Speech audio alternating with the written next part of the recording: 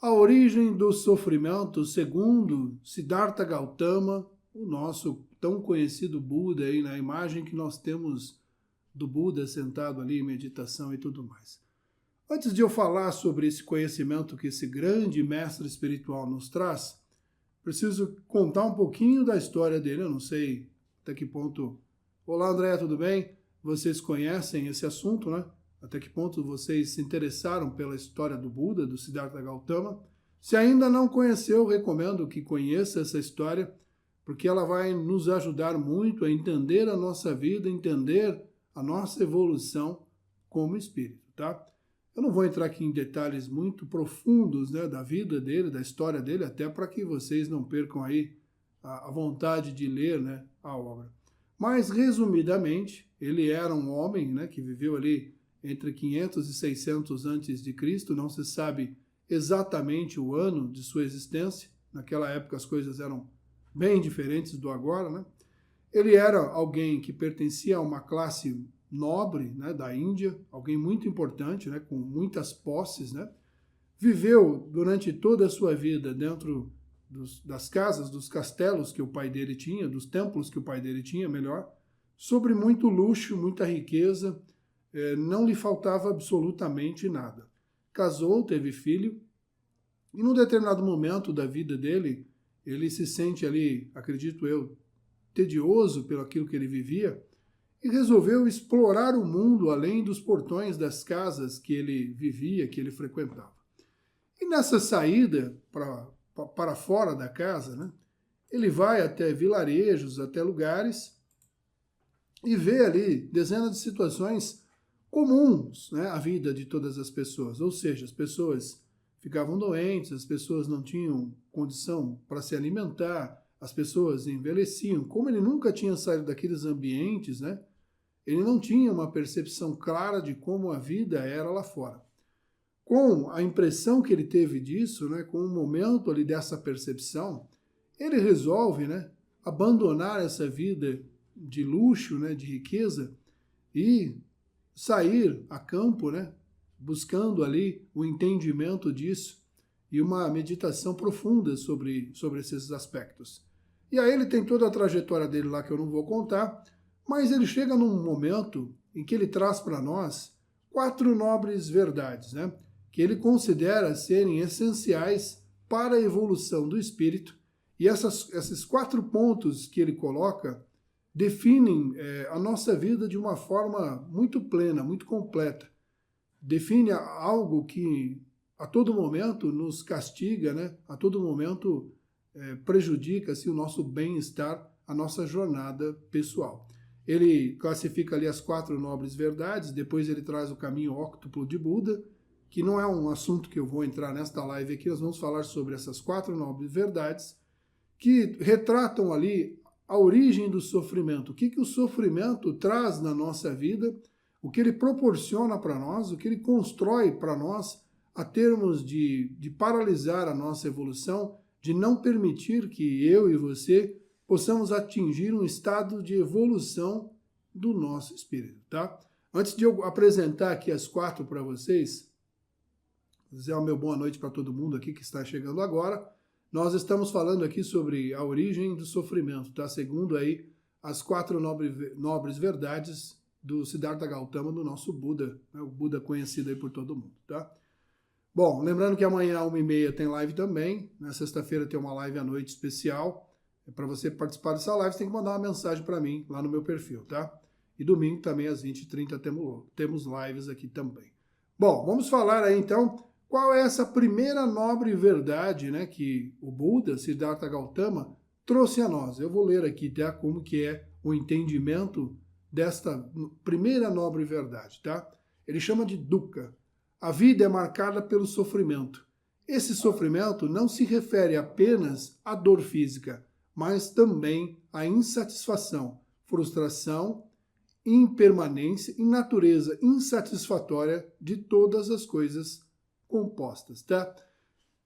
O que ele está dizendo aqui? Que nós, né, escolhemos pelo sofrimento, nós entramos nessa vibração do sofrimento, permitimos como que ela pertença a nós no dia a dia. De que forma explicar isso?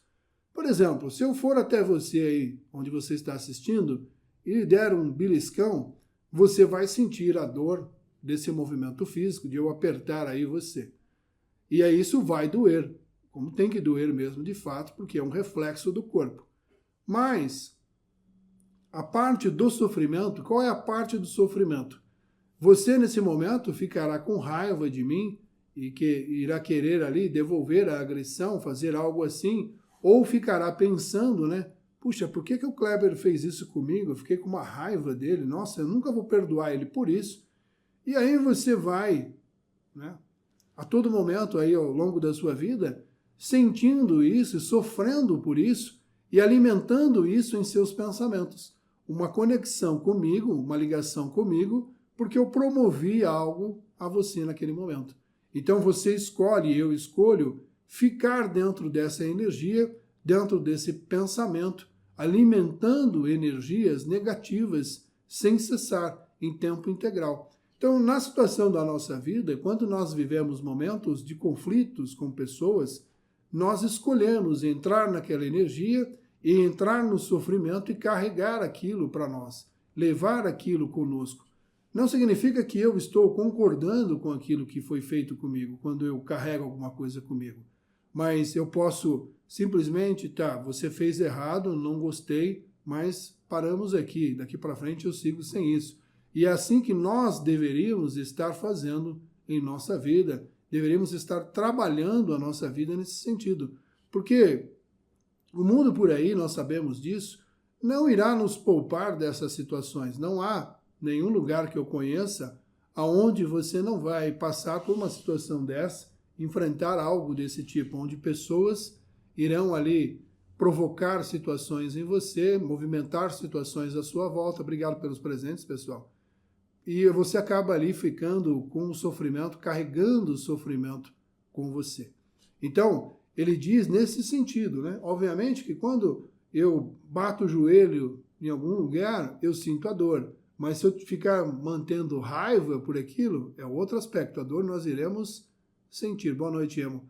Não tem como a gente fugir dessa situação da dor física, mas a escolha pelo sofrimento parte de nós. Nós precisamos ter essa percepção, essa capacidade, essa maturidade de olhar para as situações e pensar que eu não preciso carregar isso comigo, eu não preciso levar isso comigo, tá? Vocês lembram da frase que o Chico usava muito, que tudo passa, né? Vocês sabem dessa história ou não? Eu vou contar aqui essa história que tem um pouco a ver com isso. Um dia ele estava entediado, né, com algumas coisas, né? E disse para o Emmanuel, que era o seu guia, o seu mentor espiritual: Emmanuel, se eu escrever uma carta para a Mãe Maria, você levaria essa carta até ela? O Emmanuel, com toda agilidade e presteza dele, disse que sim, que seria o maior prazer para ele endereçar essa carta à Mãe Maria. O Chico prepara a carta lá com as suas dores, com as suas questões, e pede para que o Emmanuel leve a carta, né, para Maria. Passado um tempo, o Emmanuel retorna com a carta, né, e entrega ao Chico. Claro, o Chico, na euforia, né, na ânsia ali de ver o que estava escrito naquela carta, estava escrito simplesmente tudo passa. E aí o Chico, indignado com aquilo, olhou para o Emmanuel com cara de espanto, com cara de negação, e o Emmanuel respondeu a ele. Ela disse para mim dizer a você que isso que você sente agora também irá passar. Então, por isso que o Chico usava muito essa situação, que tudo em nossa vida vai passar.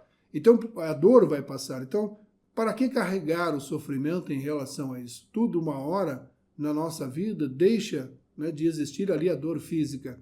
E aí nós carregamos a dor emocional, muitas vezes, ao longo de toda a nossa vida.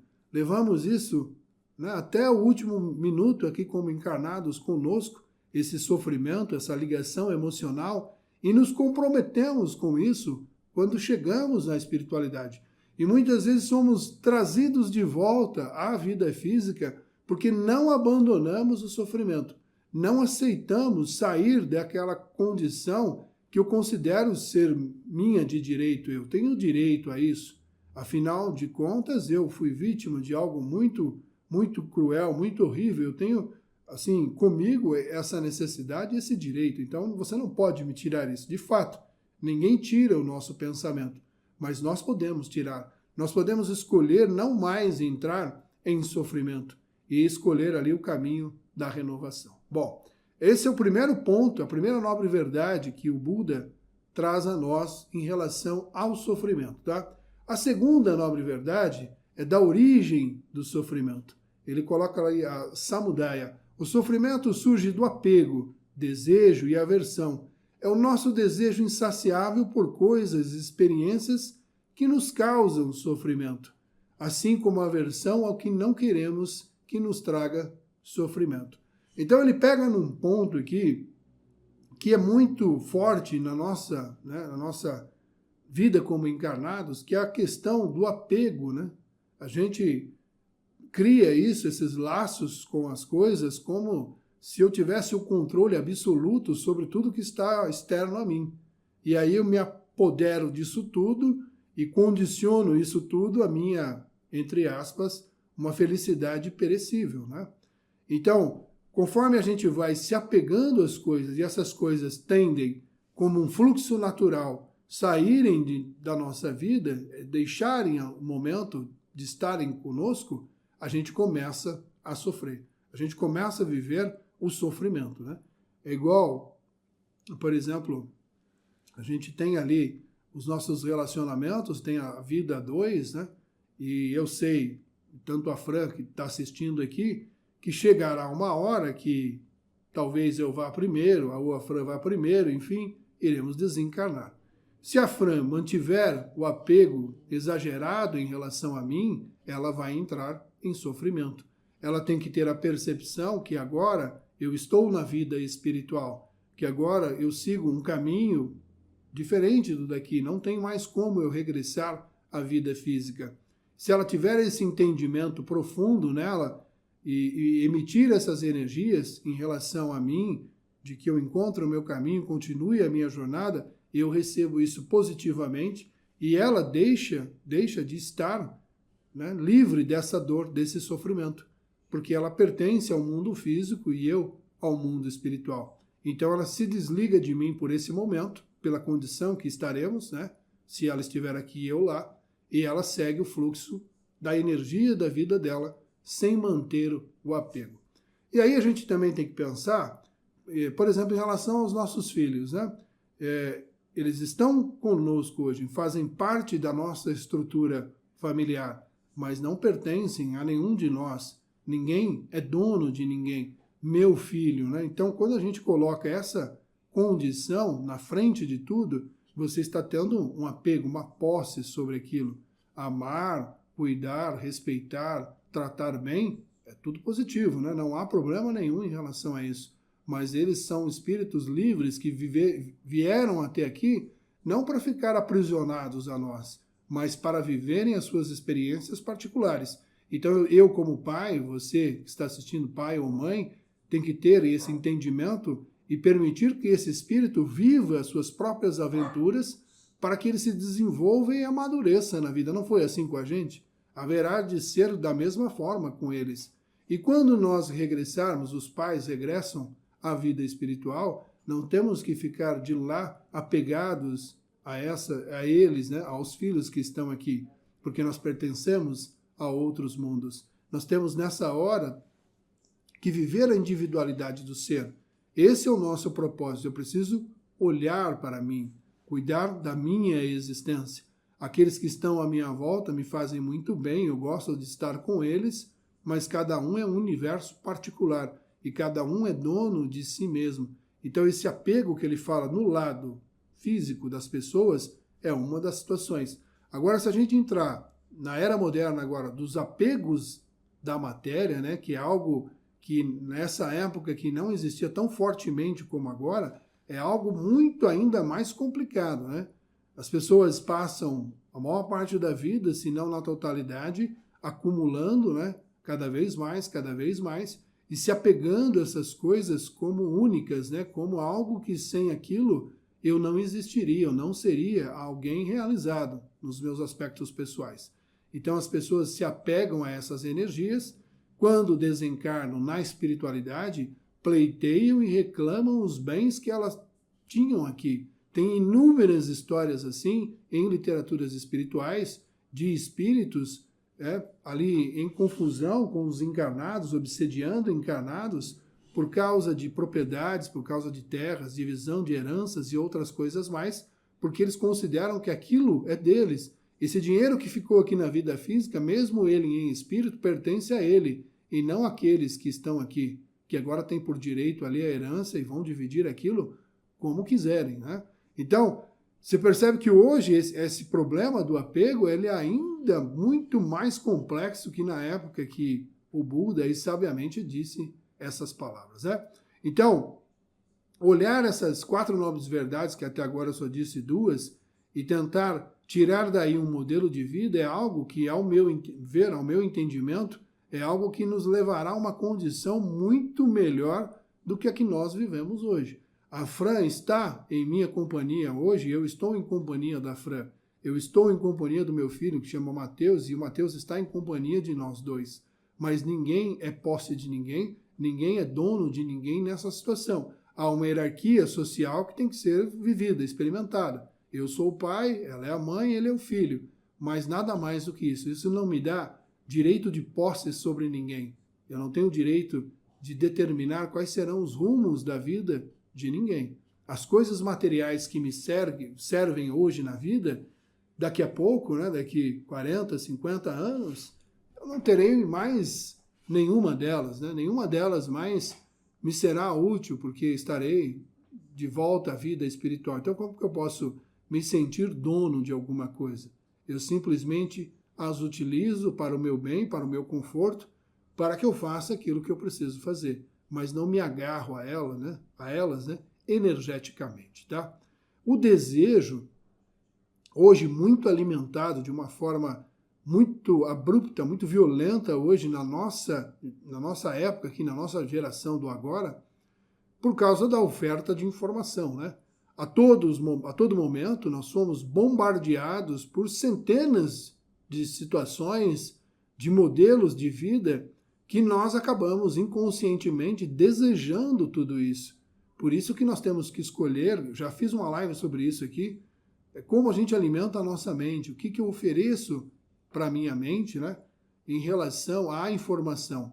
Porque a rede social, de uma forma geral, ela é algo positivo para nós? Algo positivo, traz conhecimento, traz diversão, traz um monte de coisa. Mas, ao mesmo tempo, ela traz modelos de vida que muitas vezes estão um abismo de distância da gente, né? Já falei sobre a questão dos corpos, né? A questão das casas, das viagens, das tecnologias, dos aparelhos e outras coisas mais que existem. Se a gente for analisar tudo que nos mostram durante a nossa jornada diária dentro das redes sociais e querer aquilo em nossa vida, nós ficaremos escravos, né? De uma busca por um desejo, por uma situação. Seja de um corpo, seja de uma pessoa, seja de uma viagem. Então, tudo de forma não reflexiva, né? Não há o lado racional nisso, simplesmente a observação, e tudo que o cérebro vê, que ele, de certa forma, lhe traz um estado de euforia quando você vê aquilo, você está olhando aquele vídeo daquele lugar incrível que você quer ir, e só que para isso você terá que fazer um esforço enorme na vida para ter tudo aquilo ali, né? Que não que você não possa, né? E aí ele entende que você precisa daquilo para ser feliz. Então ele cria um desejo, uma necessidade em cima daquilo, muitas vezes inalcançável para a grande maioria das pessoas, tá? Então, nesse segundo item aqui, ele deixa bem claro isso, da necessidade da observação, né, em relação às coisas que envolvem a nossa vida material. Bom, a terceira nobre verdade é da cessação do sofrimento, ou seja, o fim do sofrimento. É possível cessar o sofrimento através da natureza da realidade e da prática espiritual. Através da compreensão da realidade da prática espiritual, podemos nos libertar do ciclo do sofrimento e alcançar o nirvana, né? Um estado de paz e libertação. Bom, ele diz aqui, para a gente entender o conceito da vida espiritual, né? Isso já muito apresentado aqui, muito discutido aqui nas minhas lives já, que nós estamos momentaneamente vivendo uma vida espiritual. Nenhum de nós é daqui. Nenhum de nós vai permanecer aqui por um tempo maior que a grande maioria. Ninguém vai passar aqui dos seus 120 anos, né? Apesar que alguns chegam perto disso. Mas ninguém vai ficar aqui eternamente. Nós temos um dia para ir embora daqui, isso todos nós já sabemos. E aí, quando a gente busca a razão de eu estar aqui, ou seja, onde está essa razão? No conhecimento espiritual, eu começo a entender que o motivo de eu estar aqui é para trabalhar as minhas questões, para trabalhar o meu ego, as questões que envolvem o meu espírito.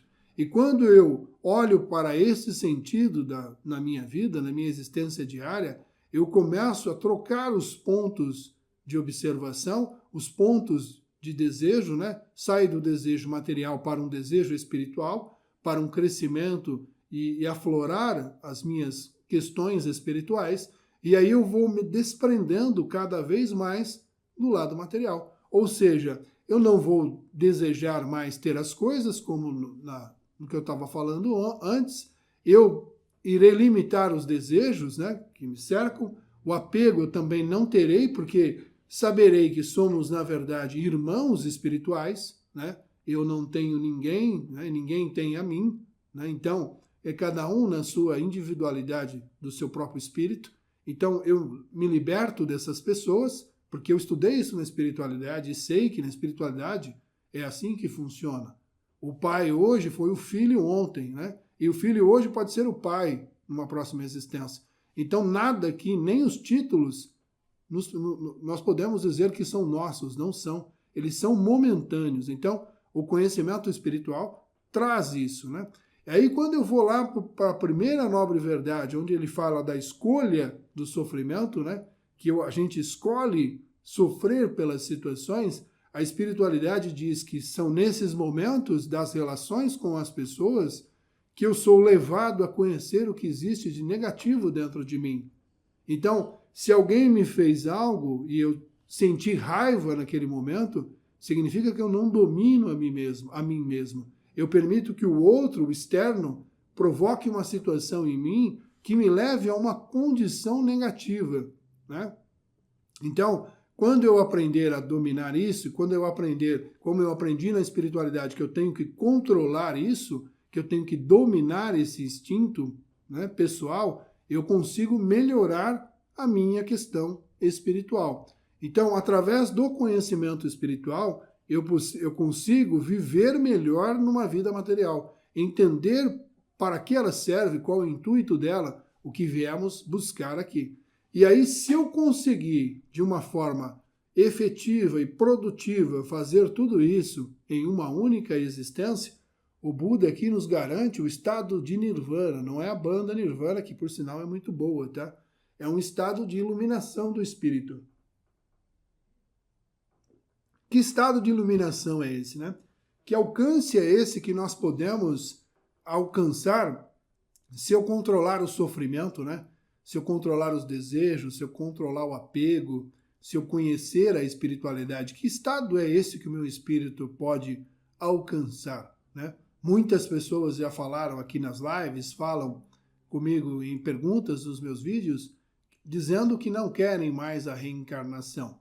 Se você atingir tudo isso que ele colocou antes desses pontos que eu citei, desse ponto que nós estamos citando agora da terceira nobre verdade, ou seja, controlar o sofrimento, controlar o apego, o desejo, você tem a condição de fugir do estado da reencarnação, da necessidade do corpo material. E por que ele diz isso? Que nós poderemos atingir o estado de nirvana se eu controlar as questões que envolvem a matéria. Se você analisar essas três verdades que eu falei, que eles sugerem, são três verdades que acontecem na vida material. Ou seja, nós estamos alimentando o eu material, dando combustível e energia para uma existência corpórea física, tá? Então, quando eu controlo tudo isso, eu não mais me identifico como um ser material. Eu não mais me vejo como uma estrutura de carne e osso. Eu só me vejo como espírito. As pessoas não conseguem mais tirar a minha paz interior, meu estado de equilíbrio. Então não há mais propósito para mim uma vida encarnatória. Nesse estágio que nós um dia alcançaremos, né, é um estado onde eu olho a vida material e não encontro mais uma conexão com ela, porque eu não me enxergo mais desta forma. Eu me enxergo já como um espírito que não tem mais uma necessidade nesse formato da vida corpórea aqui do nosso planeta Terra. Então esse é o estado de iluminação, é o estado de nirvana, onde tudo que existe na matéria não mais me apetece os olhos, apetece os sentidos.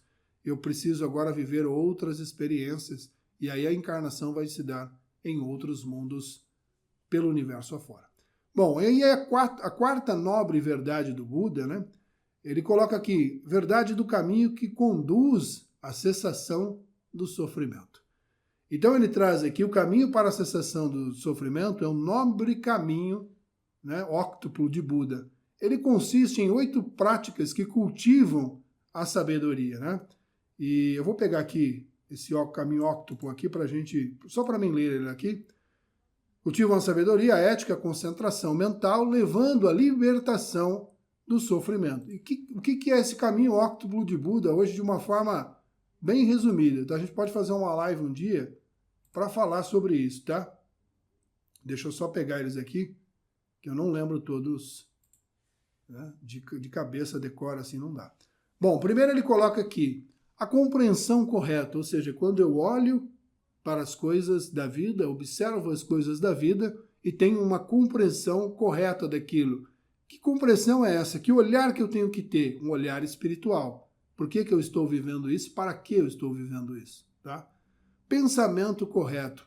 Ou seja, quantas vezes nós pensamos de uma forma mais, de um lado mais animal do que de um lado mais espiritual, um lado mais razão do espírito. Então nós temos que vigiar os pensamentos.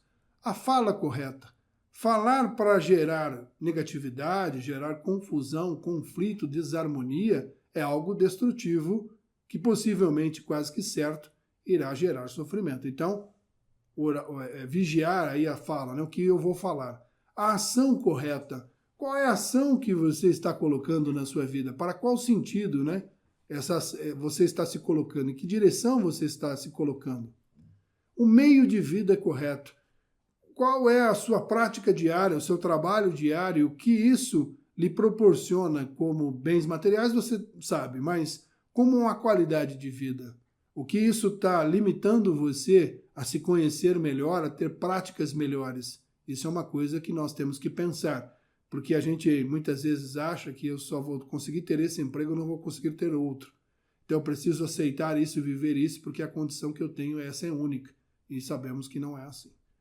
Esforço correto. Você está se empenhando no quê? Nas questões que envolvem a vida material, tendo a plenitude material, não que isso é errado, tá? Mas com equilíbrio, tá? Ou você está colocando o esforço no lado espiritual? Eu acho que pela experiência que eu tenho, a grande maioria coloca no lado material, né? Atenção correta. Quantas vezes durante o nosso dia o nosso pensamento está em tudo? Menos no que eu estou pensando, como estou respondendo e como estou agindo frente às situações que cercam a minha vida. Então eu tenho que ter essa atenção de que eu sou um espírito existindo no agora e estou aqui para transformar a mim mesmo. Então quando eu começo a observar assim, tudo vai mudando na minha vida.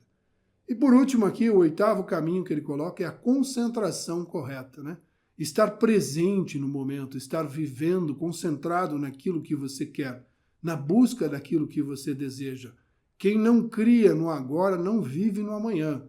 Então, se você quer daqui a 6 meses estar mais paciente, estar mais alegre, mais desprendido das questões materiais, você tem que começar a imaginar isso no agora, para que isso se torne uma realidade lá na frente, tá? Entrando um pouco no lado espiritual, quando você se convence, por exemplo, que eu quero trabalhar esse sentido da minha vida, o quanto antes a espiritualidade vai em sua direção e começa a lhe fornecer um caminho para aquilo, já que você se interessou. O pontapé inicial tem que ser nosso. E aí eles levam você a um livro, a uma palestra, a um vídeo, e aí você vai aprendendo e você vai vivendo experiências, situações, para que você alcance aquilo que você quer. Mas para isso você tem que estar concentrado em alguma coisa, tá? Então, o Buda, quando traz esse conhecimento que é sensacional, né? Que assim, eu diria a vocês que é obrigatório ler a história e conhecer a história dele, né? Conhecer como funciona, como que é essa ideia que ele trouxe. Claro que fundamental, né, no conhecimento budista é o equilíbrio, né? Eu não posso andar nos extremos, eu não posso negar completamente a existência na matéria e nem viver completamente na matéria. Eu tenho que andar pelo caminho do meio, tá? Nós temos que se alimentar, nós temos que comer, nós temos que vestir, nós temos que ter algumas coisas. Então, o caminho do meio, o equilíbrio. Quando nós encontramos esse equilíbrio, eu alcanço muitas coisas na minha vida. Então, é algo que eu acho, para quem estuda espiritualidade, acho não, tenho certeza, para quem estuda espiritualidade, é um princípio fundamental nós conhecermos uma visão completamente diferente da nossa, que temos essa coisa mais do espiritismo, né, do kardecismo, da Umbanda e outras literaturas. Fundamental conhecer isso para ver como que esse povo enxerga a evolução do espírito, tá? Para quem quiser ir mais longe nesse assunto, também estude e pesquise sobre o taoísmo, tá? Que é uma outra filosofia de vida também sensacional. Eu gosto sempre dessa história para explicar um pouquinho sobre o taoísmo, né? Vamos imaginar agora que você é um espírito e quando Deus cria você, ele lança você no grande oceano da vida, no grande rio da vida, desculpa. E nesse rio nós estamos flutuando pelas experiências, né? E todo rio tem as suas curvas, né? Tem os seus momentos ali. E num determinado momento do rio, você se cansa ali, fica tedioso de alguma coisa e resolve parar na margem desse rio. E tudo que para na margem do rio, com o tempo, se o fluxo não é constante, vai acumular detritos e sujeiras e acumular cada vez mais e ficar cada vez mais pesado. Enquanto você não se soltar e eu não me soltar da margem deste rio, né, dessa correnteza que nós estamos, essa sujeira não vai sair de nós. Quando eu solto as coisas que estão presas a mim e me solto da margem, eu continuo a fluir por este rio. E ao final deste rio, nós chegaremos ao grande mar, que é a representação de Deus, tá? Quantas vezes na nossa vida nós ficamos presos, apegados, como diz o Buda aqui, a situações, a momentos que só nos trazem dor e sofrimento. Quantas e quantas vezes nós já fizemos isso? Então, nós temos que aprender na nossa vida, na nossa jornada, aprender a se soltar dessas situações, aprender a deixar com que essa energia, esses detritos, né, se afastem de nós, porque como sabiamente diz o Chico, tudo passa, né? Tudo isso também vai passar. Bom, então, acho que eu falei aí, né, acho que o suficiente sobre o sofrimento, né? Eu tenho certeza agora absoluta que todo mundo agora está dizendo assim, mas o Kleber está muito louco. Como assim, né? O sofrimento é opcional, eu escolho sofrer, né? Eu escolho viver isso que eu estou vivendo, né? E aí eu quero convidar você, né, que está assistindo essa live hoje, a pensar sobre esse assunto, a meditar sobre isso e ver se você está ou não, né, escolhendo viver esse sofrimento, escolhendo passar por essa situação. Lembra? Buda deixa isso muito claro. A dor é inevitável. Nós iremos sentir dor, tá? O sofrimento, por muito tempo, é algo que nós escolhemos permanecer nele, tá bom? Então é isso, pessoal. Esse é o tema desta noite. Agora, como é de costume, né? Vocês já me conhecem aqui, quem já me assiste aqui, eu vou aqui me dedicar a ler aqui as perguntas de vocês, tá? Para responder aí as perguntas que vocês me fizeram. Então vamos lá.